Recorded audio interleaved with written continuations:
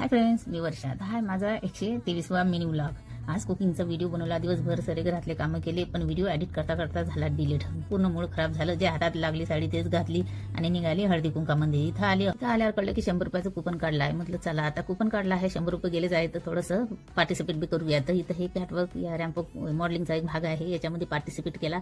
तर हे असं केलं कसं केलं नक्की कमेंटमध्ये सांगा.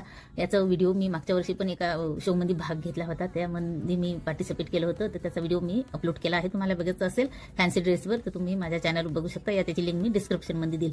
हे सर्व हा गेम संपल्यानंतर आम्हाला बायकाला एकाच लाईनमध्ये लावलं. काही दुसरा खेळ काही खेळले नाही, ते फक्त हे एवढंच तिथं भाग गेला, पण ठीक होतं.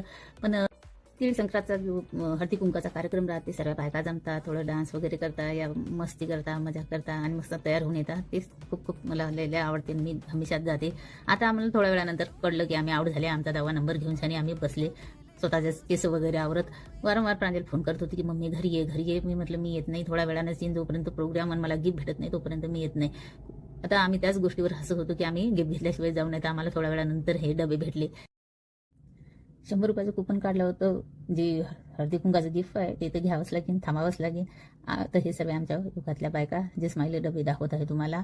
तर आम्ही तो प्रोग्राम संपला होता आणि डबे जे गिफ्ट आहे हळदी कुंकाचं तेही भेटून गेलं होतं. पण आमची एक मैत्रीण आहे, ती अजून विनर घोषित करायची बाकी होती. तर थोड्या वेळानंतर ती पण घोषित झाली विनर म्हणून. आणि आम्ही नाही जिंकलो तर काय झालं, आमची मैत्रीण तर जिंकली. आम्हाला खूप खुशी वाटली. आम्ही विनरसोबत फोटो काढले आणि विनरला घेऊन आम्ही आणि आमचे हे स्माइली डबे घेऊन आम्ही निघाले आहे घरी जाण्यासाठी.